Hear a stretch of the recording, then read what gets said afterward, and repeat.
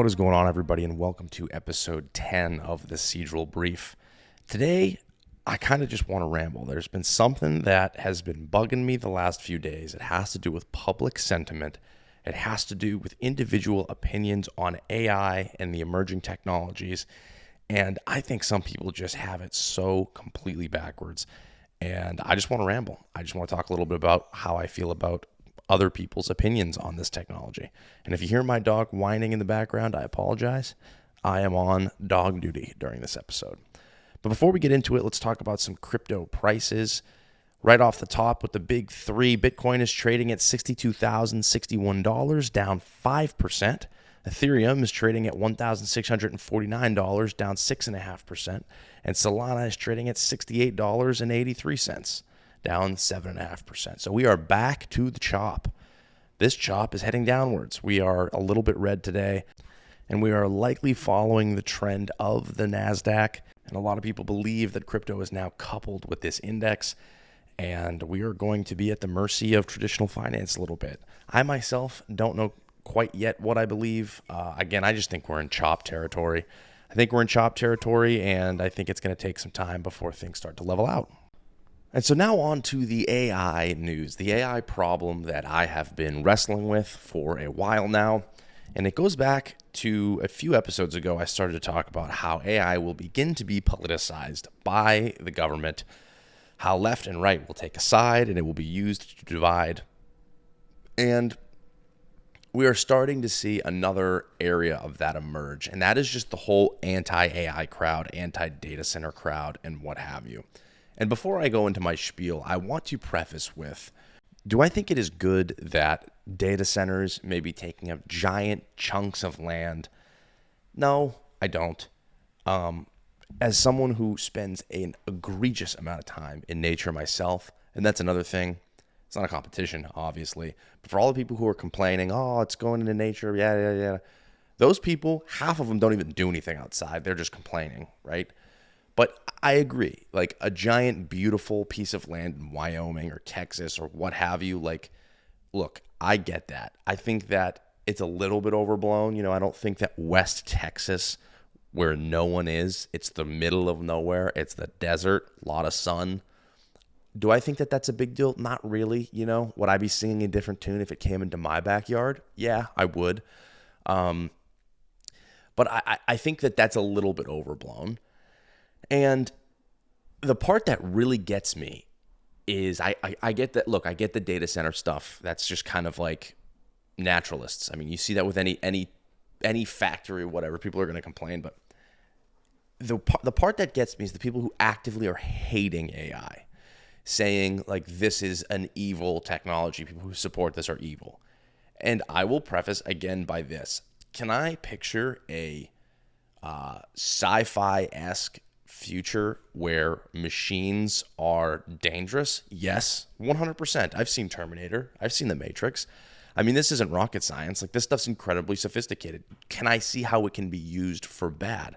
100%. Government surveillance, all of that stuff. The government saying you can't use Fable 5. Only we can. Or you can't use Mythos. Only we can, right? I mean, I can see all that. But the part that I feel like people are getting wrong is they think that they can just wave their hand and make AI go away. They think they can just say, oh, people are going to use this for bad reasons, and we're going to require data centers, and my electricity costs are going up, and all of this stuff. Let's make this technology go away. That's never going to happen. It's never going to happen. And if it does, be careful what you wish for, because what it's going to look like is the enterprises, governments, and elites are going to be using this superintelligence every single day for their work, for their lives, for everything.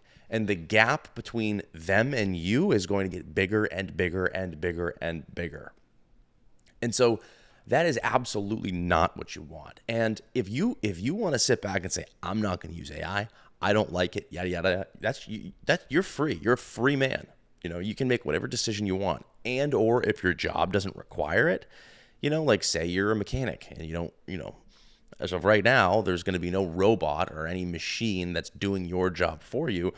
then don't use it. Do I still think it could be highly beneficial for you in your personal life? Absolutely. It's a knowledge thing.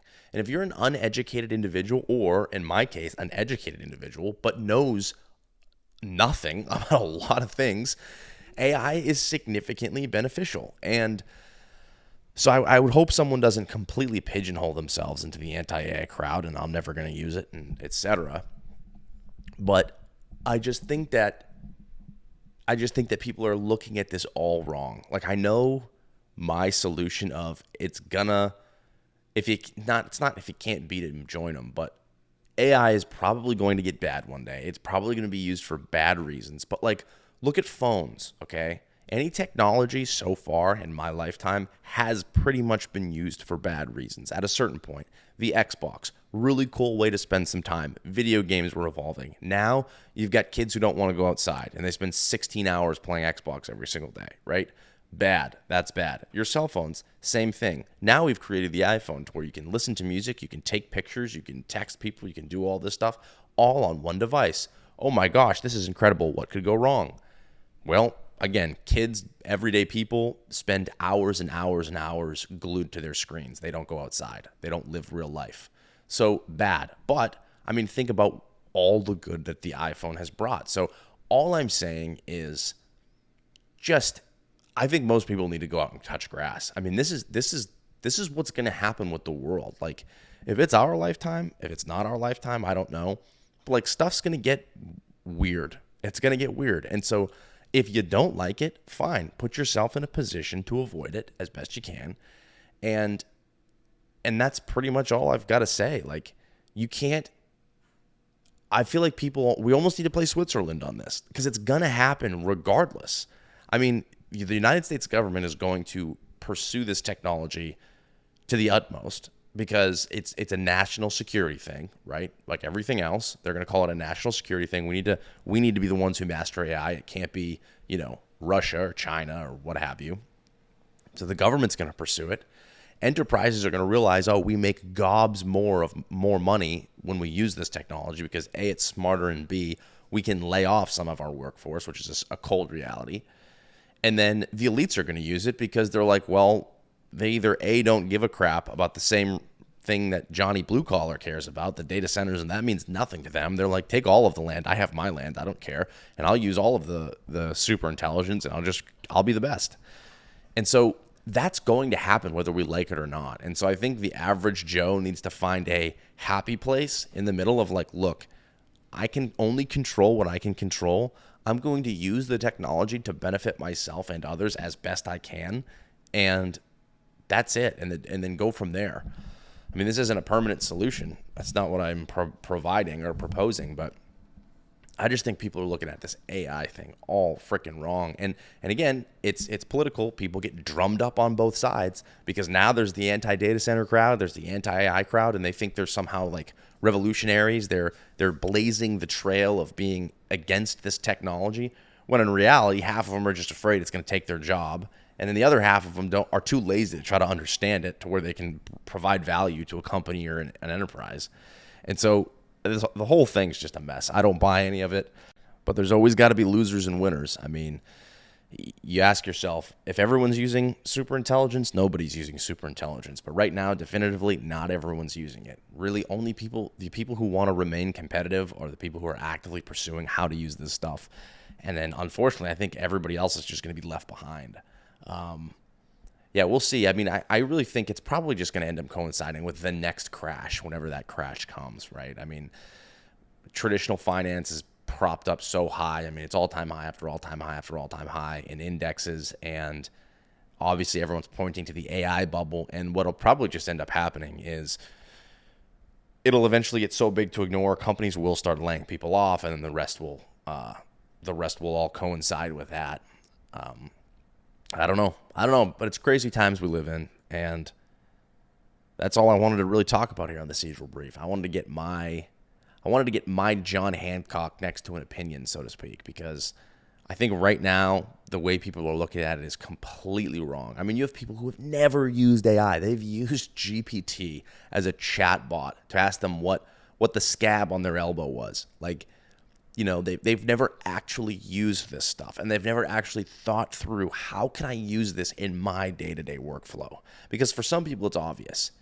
People in that space, it's super obvious. People in kind of niche financial sectors are small enough to where they can have the liberty to kind of choose what tools they're using. It becomes pretty obvious. But there are plenty and plenty of businesses and caveats within these businesses where it's kind of hard to pinpoint a workflow that you can immediately use this technology for. And rather than thinking through it and really giving it the time, they're like, this stuff's junk, I don't need to use it. And so I really think that these people are going to get left behind. So don't be one of those people if you can help it. And if you're, like I said, if you're someone whose life does not depend on technology, then you live your life. I mean, look, my dream is to be able to provide as best as I possibly can, but man, I'd be more than happy on a giant piece of land with no human contact nor internet. Okay, that would be like a dream for me. So, but I'm kind of riding the wave I'm currently on. So we will see. This has been episode 10 of the Cedral Brief.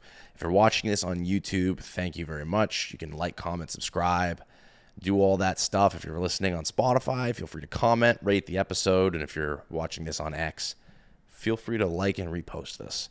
It really helps us grow. So thank you all so much for listening, and have a great day.